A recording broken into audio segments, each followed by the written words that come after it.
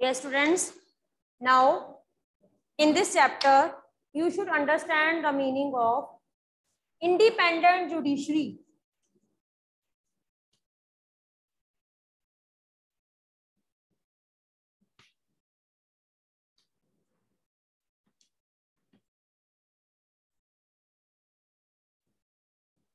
अगर मैं कहती हूँ जुडिशरी इंडिपेंडेंट है, किससे इंडिपेंडेंट है? किससे इंडिपेंडेंट है जुडिशरी? फ्रॉम लेजिस्लेचर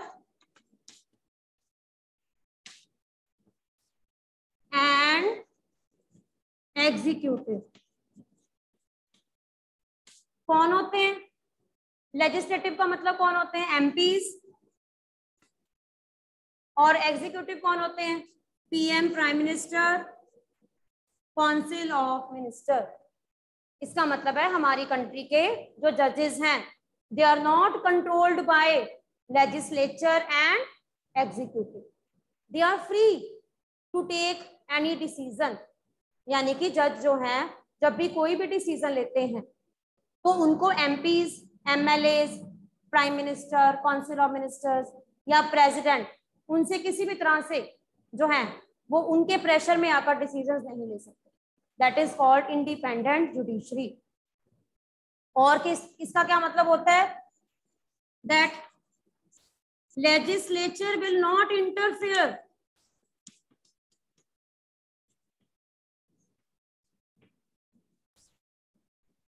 ठीक है।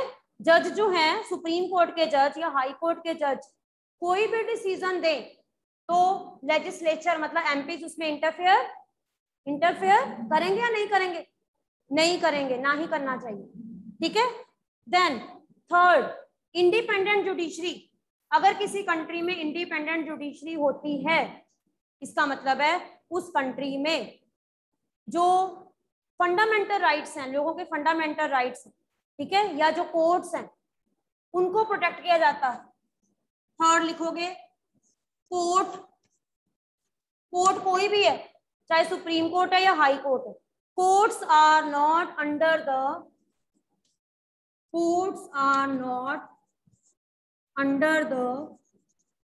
control of government। यानी कि supreme court, high court, district court, ये गवर्नमेंट के कंट्रोल में नहीं है।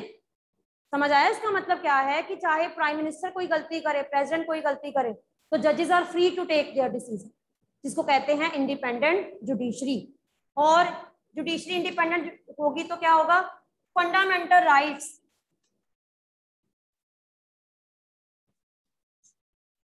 फंडामेंटल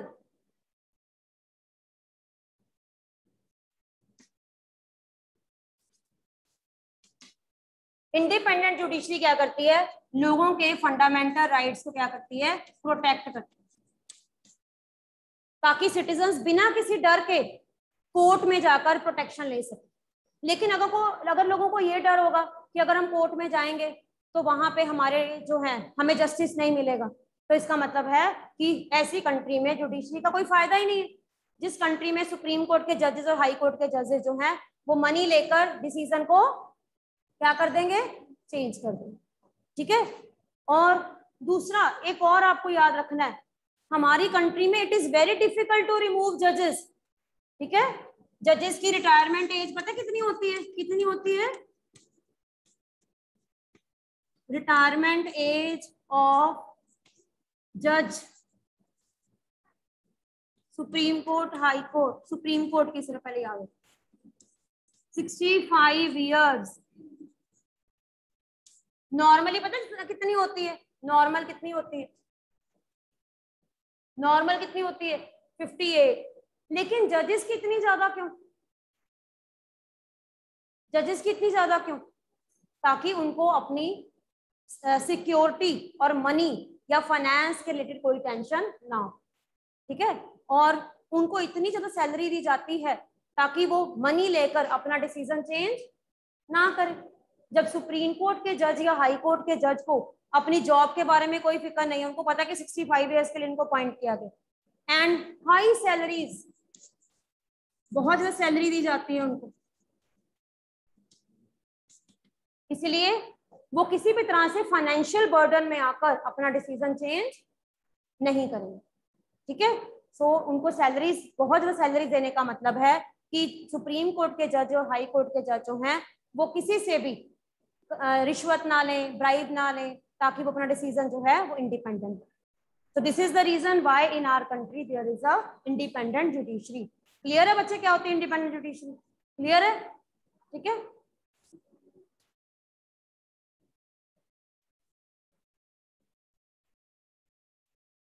सपोज अगर किसी जज की, हाँ, तो उसकी फैमिली को पेंशन मिलेगी, फिर नए जो जो बाकी सुप्रीम कोर्ट में और होंगे जो उनसे नीचे होंगे उनको बना देते हैं।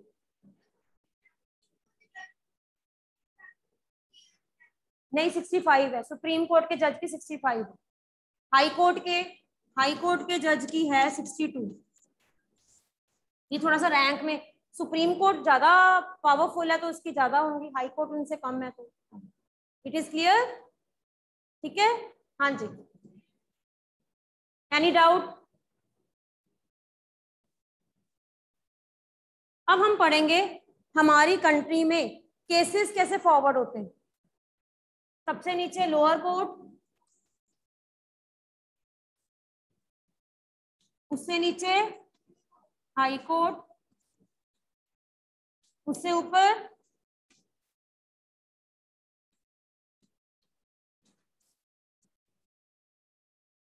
बच्चे ध्यान से सुनो, लोअर कोर्ट जो होते हैं ना इनको डिस्ट्रिक्ट कोर्ट भी कहते हैं,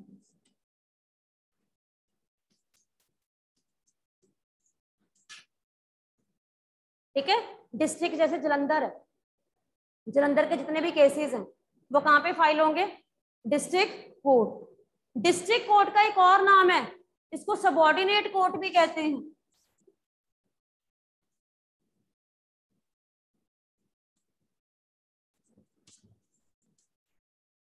सबऑर्डिनेट कोर्ट। डिस्ट्रिक्ट का जो जज होता है उसको क्या बोलते हैं? डिस्ट्रिक्ट जज।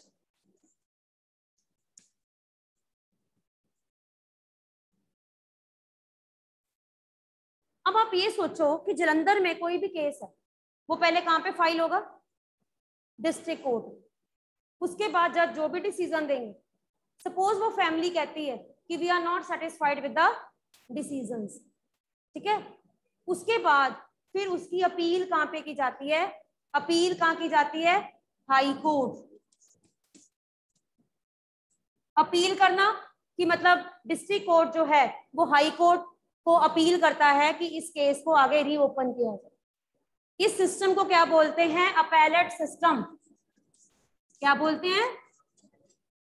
अपैलेट, जिसमें अपील की जाती है, अपील की जाती है from lower to high court, ठीक है। उसके बाद सपोज हाई कोर्ट में भी उस पर्सन को जो भी है डिसीजन दिया जाता है, जो भी वो पर्सन फिर सेटिस्फाइड नहीं है, then he can go to supreme court. देखो मतलब कितना हमारी कंट्री में जुडिशरी को कितनी स्ट्रॉन्ग किया गया। नो डाउट टाइम बहुत लगता है, लेकिन जब तक पर्सन सेटिस्फाइड नहीं होता, suppose he is not satisfied with the high court decision, then appeal कहाँ की जाती है? फिर सुप्रीम कोर्ट में, ठीक है। तो अब मैं आपकी बुक में एक एग्जांपल है स्टोरी, आपकी बुक में एक एग्जांपल है story. This story is of 4 characters. इस स्टोरी में 4 कैरेक्टर्स हैं, पहले ध्यान से सुनो, बुक बाद में देखो। इस स्टोरी में 4 कैरेक्टर्स है, बाद में इसको अच्छी तरह से रीड करना आपने ना। कैरेक्टर्स कौन कौन थे? लक्ष्मण जो थे वो सुधा के हस्बैंड थे, ठीक है। सुधा और लक्ष्मण के अलावा लक्ष्मण की मदर, मतलब जो सुधा की मदर इन लॉ, और एक थे लक्ष्मण के ब्रदर यानी कि सुधा के ब्रदर इन लॉ। 4 कैरेक्टर्स कौन से हो गए? इस स्टोरी है, रियल स्टोरी है। लक्ष्मण की वाइफ सुधा, और सुधा की मदर इन लॉ मतलब लक्ष्मण की जो मदर हुई, और एक लक्ष्मण के ब्रदर। तो न्यूज़पेपर में ये न्यूज आई कि सुधा की डेथ हो गई because of burning of stove, कि वो मतलब जो है उसकी डेथ हो गई कि वो जो स्टोव है वो फट गया, है ना। तो अब जब सुधा के पेरेंट्स ने उसकी इस न्यूज को सुना तो उनको विश्वास नहीं हुआ, उन्होंने कहा कि उसके घर में लक्ष्मण और उसकी मदर, लक्ष्मण की जो मदर है और उसका जो भाई है लक्ष्मण का, उन्होंने डॉरी डेथ मतलब दहेज जैसे लेते हैं ना, मनी लेते हैं, डॉरी डेथ उसका ब्लेम लगा दिया लक्ष्मण के ऊपर। उन्होंने कहा कि लक्ष्मण जो है, उन्होंने सुधा को क्या किया, मार दिया, जला दिया। अब ये केस कहां पे आया? Lower court. सबसे पहले केस कहां पे आया?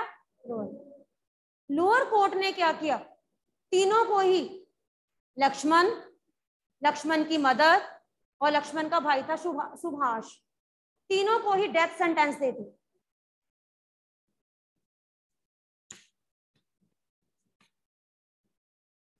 डेथ सेंटेंस का मतलब होता है फांसी, है ना। अब इन तीनों ने क्या किया, वो कहते वी आर नॉट सेटिस्फाइड, हम डिस्ट्रिक्ट कोर्ट के डिसीजन से सेटिस्फाइड नहीं है, हम चैलेंज करते हैं, इसको अपील करते हैं। कहां पे किया? हाई। इन्होंने लक्ष्मण ही करेगा ना जिसको डेथ सेंटेंस में, ही वाज नॉट सेटिस्फाइड, उन्होंने हाई कोर्ट में कर दी। हाई कोर्ट ने क्या किया, हाई कोर्ट ने डिसीजन जो है, हाई कोर्ट का जो डिसीजन था, इन्होंने अपना मतलब जो भी एविडेंसेस दिए रॉन्ग दिए। इन्होंने कहा कि वो खाना बना रही थी, स्टोव ऑलरेडी खराब था और हमें नहीं पता, हम तो बाहर थे, और ऐसे झूठे बयान देकर क्या किया, हाई कोर्ट के आगे रॉन्ग एविडेंसेस शो कर दी। और हाई कोर्ट ने इनको क्या कर दिया, एक्विट का मतलब क्या होता है, छोड़ दिया तीनों को।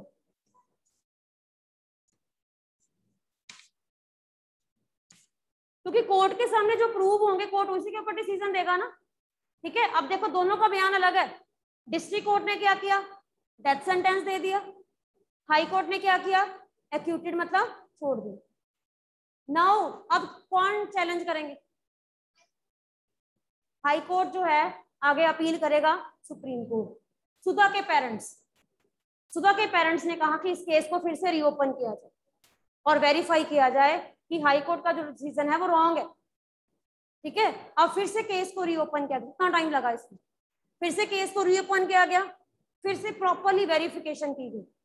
अब इस सुप्रीम कोर्ट का फाइनल डिसीजन, अब इससे ऊपर कोई डिसीजन नहीं है। सुप्रीम कोर्ट ने किया, सुभाष को छोड़ दिया क्योंकि सुभाष के अगेंस्ट कोई एविडेंसेस नहीं मिली, लेकिन लक्ष्मण और लक्ष्मण की मदर जो थी, ठीक है, उनको उन्होंने गिल्टी का मतलब होता है, गिल्टी का मतलब क्या हुआ, गिल्टी का मतलब होता है कि जो भी उन्होंने किया है सुधा की डेथ के लिए, उनको गिल्टी माना और इनको क्या किया, लाइफ उम्र कैद, लाइफ इम्प्रिजनमेंट, उम्र कैद की सजा दी।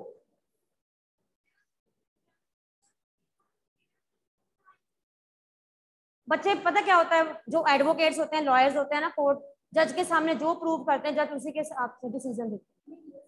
रियल स्टोरी, तो ये अच्छी तरह से पढ़नी है आपकी बुक में प्रॉपरली। नहीं, कुछ केस सीधा पहले लोअर कोर्ट में जाता है, हमारी कंट्री में सीधा सुप्रीम कोर्ट की, सुप्रीम कोर्ट तो पूरी इंडिया, कुछ कोर्ट जो हैं, केसेस जो हैं वो पहले लोअर में जाते हैं। लोअर से कहाँ जाते हैं, हाई कोर्ट। सुप्रीम कोर्ट में सीधा जाते हैं अगर फंडामेंटल राइट्स। हाँ जी, पूरे इंडिया में सिर्फ एक ही सुप्रीम कोर्ट है, बट ये फाइनल है। सुप्रीम कोर्ट तो फाइनल है, एपेक्स है, इसीलिए इसको एपेक्स कहते हैं, इसके आगे कोई नहीं है। एपेक्स का मतलब होता है टॉप, इसके ऊपर कोई नहीं है। हाँ, अगर सुप्रीम कोर्ट किसी पर्सन को फांसी की सजा दे सकता है ना, तो उसकी फांसी की सजा को उम्र कैद में कन्वर्ट किया जा सकता है बाय ओनली प्रेसिडेंट। सिर्फ प्रेसिडेंट कर सकता है, सिर्फ प्रेसिडेंट, वो भी बहुत डिफिकल्ट प्रोसीजर होता है। Clear, it is clear. लेकिन आप इतना समझो कि हमारी कंट्री में ये सारा है कोर्ट सिस्टम। सुप्रीम कोर्ट को कोई चैलेंज ही नहीं कर सकता हमारी कंट्री में, दैट इज एपेक्स। ठीक है, हमारी कंट्री में इस तरह से कोर्ट को इंटीग्रेटेड, बच्चे इस सिस्टम को क्या बोलते हैं, इंटीग्रेटेड, कनेक्टेड है।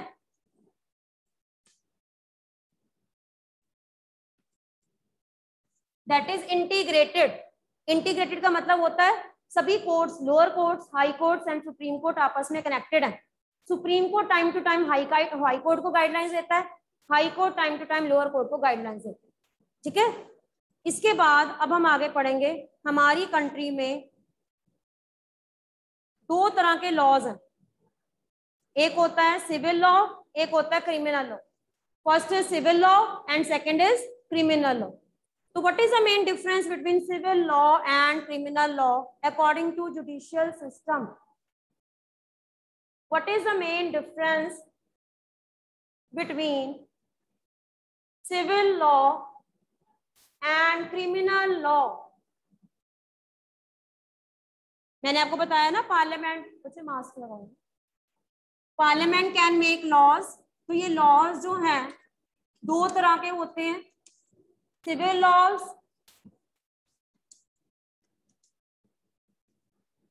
And criminal laws.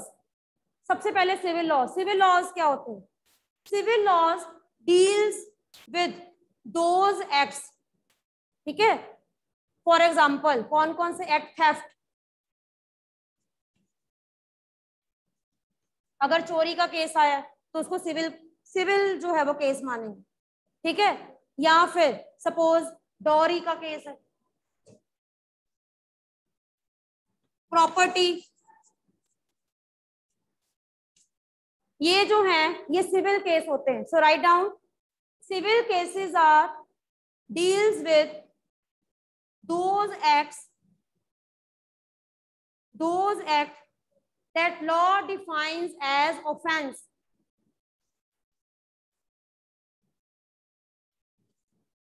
ऑफेंस का मतलब होता है अपराध। चोरी करना गलत है, डॉरी मांगना गलत है, प्रॉपर्टी डिस्प्यूट्स गलत है, डिस्प्यूट्स नहीं होने चाहिए। कोई पर्सन किसी और की लैंड को ऑक्युपाई नहीं कर सकता, that is offence. Write down again, what do you mean by civil law?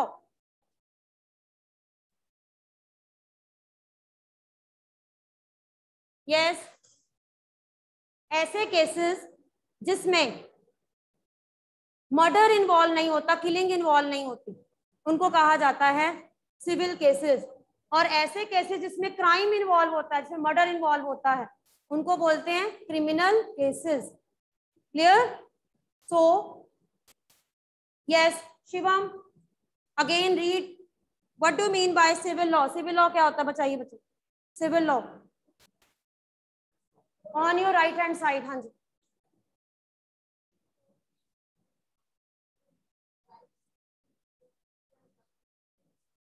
Cell of land, हाँ जी, यस। आगे क्रिमिनल, क्रिमिनल का क्या होता है? क्रिमिनल लॉ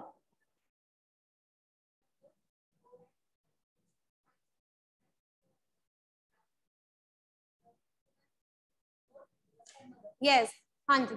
क्रिमिनल केस जो है उसके लिए एफआईआर लॉन्च करनी पड़ती है। एफआईआर की फुल फॉर्म क्या होती है? First hand information report. लेकिन सिविल लॉ यानी कि सिविल केस के फाइल करने के लिए इसकी जरूरत नहीं होती, ठीक है। क्रिमिनल केस के लिए किसी पर्सन को जेल में डाला जा सकता है, ठीक है।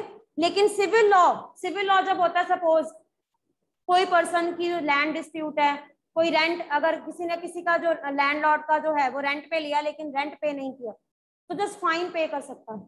तो that is the main difference between criminal law and civil law. Any other from online students? हाँ जी Avni, please explain in detail about criminal law and civil law. Yes Avni, keep a mic on. Yes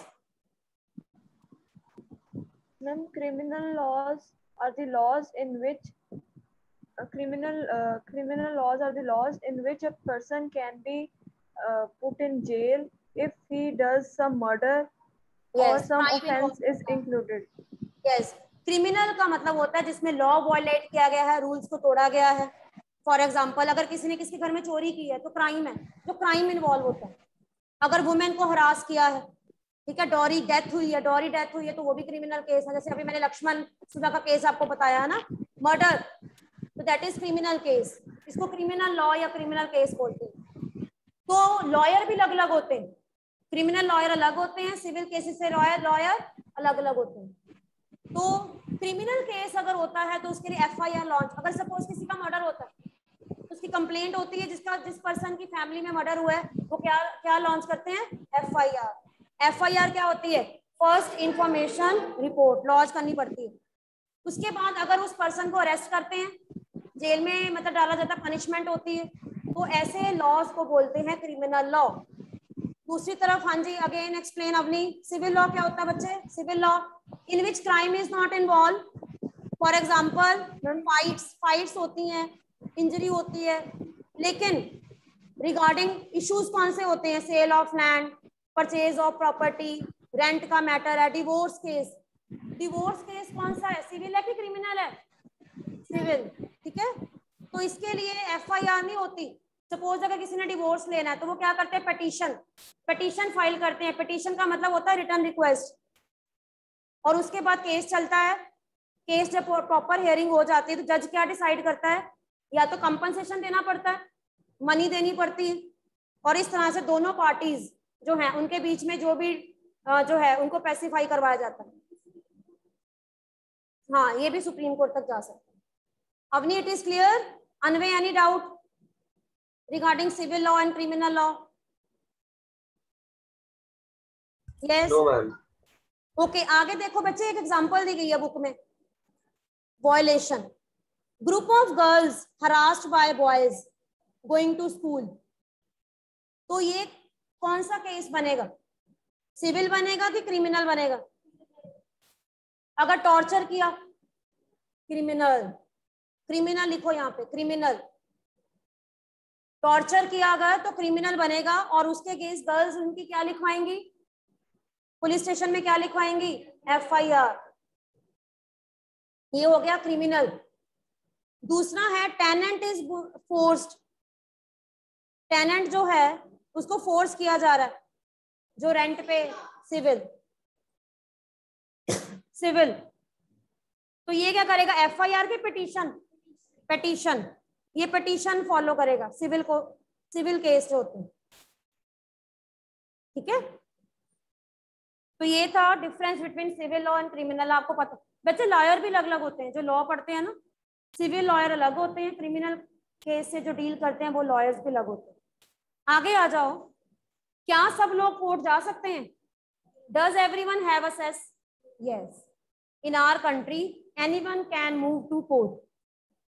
legal procedure is equal for all, लेकिन problem क्या है, money. Lawyers की fees बहुत ज्यादा होती है। वो एक सिंपल पर्सन जो पुअर पीपल हैं, दे कांट अफोर्ड, वो इतनी ज्यादा मनी अफोर्ड नहीं कर सकते। इसका मतलब है कि हमारी कंट्री में बहुत से ऐसे पुअर फार्मर्स हैं, पुअर पीपल हैं जो इतनी मनी अफोर्ड नहीं कर सकते। फिर उनका क्या? उनके लिए गवर्नमेंट ने एक बहुत अच्छी प्रोविजन स्टार्ट की है जिसको बोलते हैं PIL। Yes, public interest litigation. क्या होती है PIL? If any poor person he can't afford costly procedure of lawyer, तो ये PIL का मतलब क्या होता है? PIL जो होती है ना, इसकी NGOs जो होती हैं, NGOs का मतलब होता है नॉन गवर्नमेंट ऑर्गेनाइजेशंस। वो क्या करती हैं, किसी भी पर्सन की प्रॉब्लम जो है उस प्रॉब्लम को सिंपल एक एप्लीकेशन की फॉर्म में लिखती हैं और केस फाइल हो जाता है। और इससे क्या होता है, costly procedure,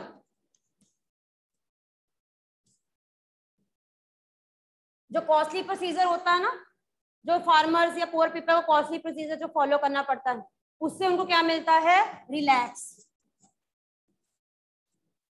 to relax from, हाँ जी,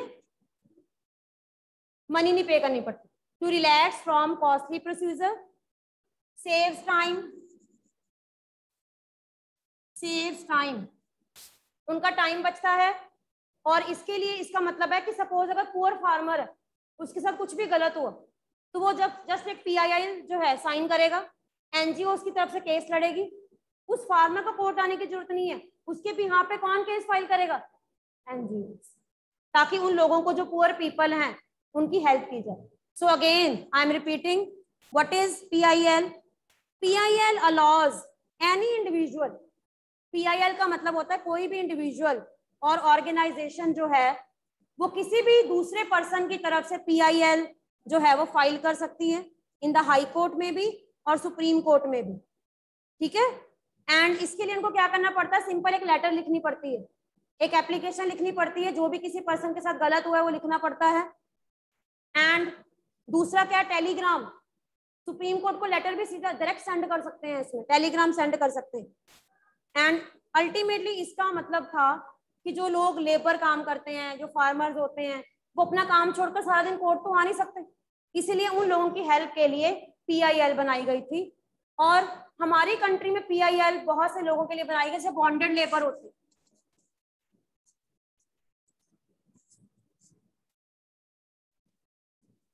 बॉन्डेड लेबर कौन होते हैं? जिनसे फ्री में काम करवाते हैं, बॉन्ड साइन करवा लेते हैं और सारी उम्र उनको चीजों जो है कितना खरीदा जाता है लोगों को। नहीं, NGO हमेशा लोगों की हेल्प ही करेंगे। नॉन गवर्नमेंट ऑर्गेनाइजेशन ये लोगों की हेल्प करती हैं, लेबर्स की हेल्प करती हैं, फार्मर्स की हेल्प करती हैं, उनकी तरफ से केस फाइल किए जाते हैं। हाँ जी अनवेट, यस बेटा, यस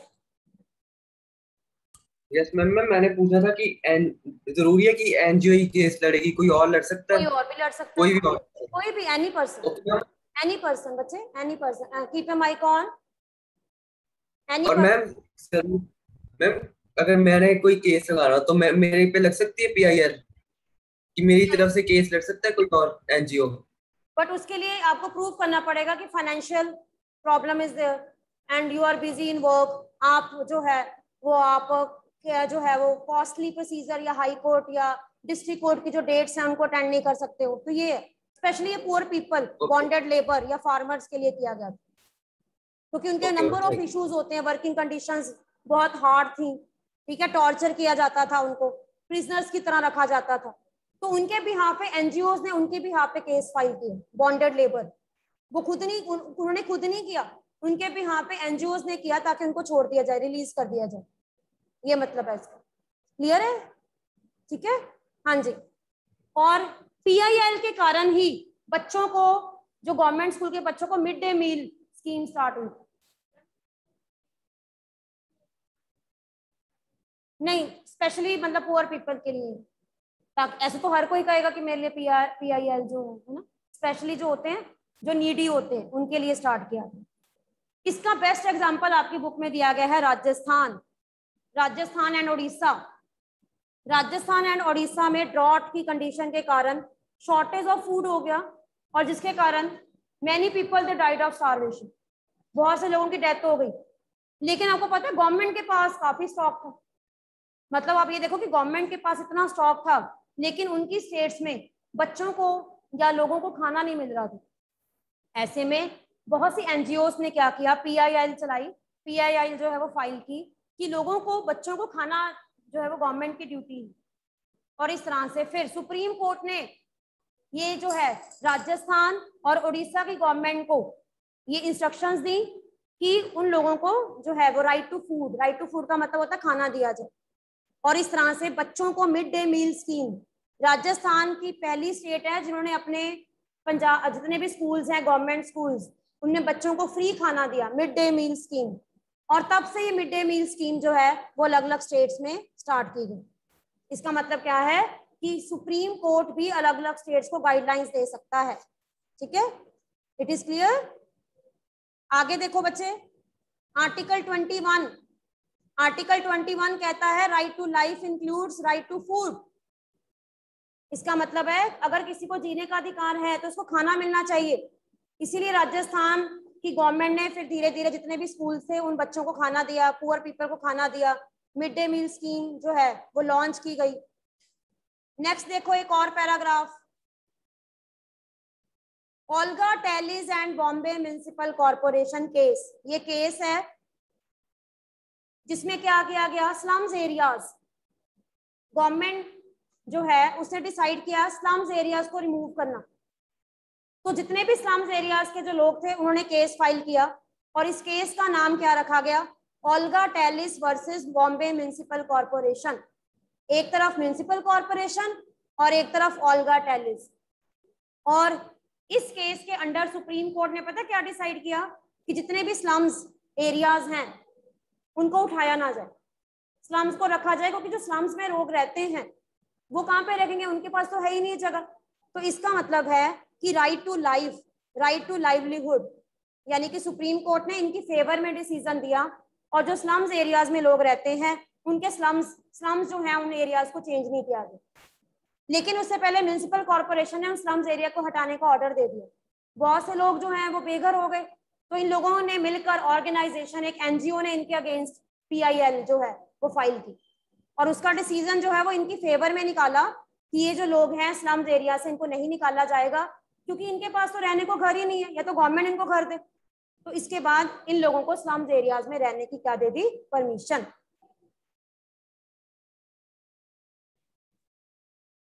एनजीओ तो एक ऑर्गेनाइजेशन है, ऑफिस है, घर नहीं है, डिपार्टमेंट काइंड ऑफ एक ऑर्गेनाइजेशन है, ठीक है। इसके बाद ये देखिए बच्चे, नेक्स्ट है, ये माना जाता है कि हमारी कंट्री में ना जस्टिस बहुत डिले होता है, कई कई बार तो कितने इयर्स लग जाते हैं।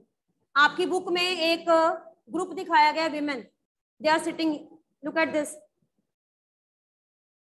ये बताया गया है कि ये एक ग्रुप ऑफ वुमेन है जिनको अभी भी जस्टिस नहीं मिला, ठीक है। 43 मुस्लिम्स विमेन, इनकी फैमिलीज के कुछ मेंबर्स को अरेस्ट कर लिया गया, many were killed, but they still not given justice. इसका मतलब है हमारी कंट्री में अभी भी बहुत से ऐसे केसेस हैं जो पेंडिंग हैं, ठीक है। तो गवर्नमेंट को चाहिए कि इन केसेस को जल्दी से जल्दी क्या करे, सॉल्व करे। Justice delayed is a justice denied. Justice delayed is a justice denied का मतलब क्या होता है कि सपोज अगर कोई पर्सन है उसको 20 इयर्स के बाद जस्टिस मिले, किसी पर्सन को कोर्ट ये गए कि हाँ जी आपने जुर्म किया, आपको 20 इयर्स के लिए जेल में डाल दिया, 20 इयर्स के बाद पता लगे कि उस पर्सन ने तो कुछ किया ही नहीं था, उसको तो ऐसे ही रख दिया। इसका मतलब क्या है कि justice delayed is a justice denied, कि ऐसे पर्सन को जस्टिस मिलेगा ही नहीं, तो ऐसे क्या फायदा। हाँ, इसीलिए कोर्ट कहते हैं कि किसी भी जो गलत पर्सन है उसको सजा दी जाने से पहले 100 बार कोर्ट सोचता है, जजेस सोचते हैं, प्रूफ्स देखते हैं कि किसी गलत पर्सन को जो है वो सजा ना मिल जाए। इसीलिए शायद हमारी कंट्री में जुडिशरी का जो डिसीजन है वो क्या हो जाता है, बहुत लॉन्ग, ये रीजन। अदरवाइज गवर्नमेंट कहती है कि हमारी कंट्री में तो कितने केसेस हैं, सुप्रीम कोर्ट है, हाई कोर्ट है, डिस्ट्रिक्ट कोर्ट्स हैं, कितने तो केसेस हैं, लेकिन कहीं ना कहीं हमारी कंट्री में अभी भी जुडिशरी जो है वो बहुत स्लो है, ठीक है। यस, तो इस चैप्टर के क्वेश्चन आंसर्स बच्चे हम डिस्कस करते हैं। Hurry up.